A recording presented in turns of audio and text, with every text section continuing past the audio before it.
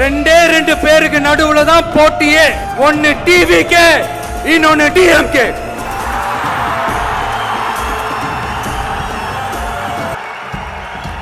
வரும் 2026 தமிழ்நாடு சட்டமன்ற தேர்தலில் ஒரு மாபெரும் அரசியல் மாற்றத்தை கொண்டு வந்து மக்கள் சக்தியின் உதவியுடன் மக்கள் விரும்புகிற ஒரு நல்ல அரசை அமைப்பதில் உறுதியாக இருப்பதால் அதை தடுக்கிறதுக்குன்னு சில பேர் பகல் கனவு காண்பார்கள் இல்லையா? அவங்க எல்லாருக்குமே சொல்லிக்கிறது ஒண்ணுதான்.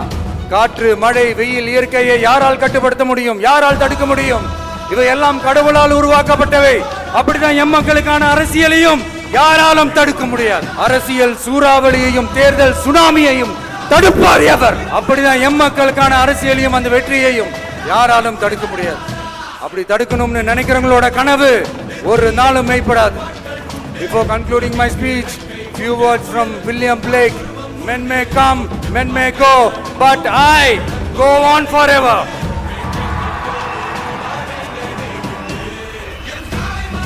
ஞாலம் கருதினும் கைகூடும் காலம் கருதி இடத்தார் செய்யின்.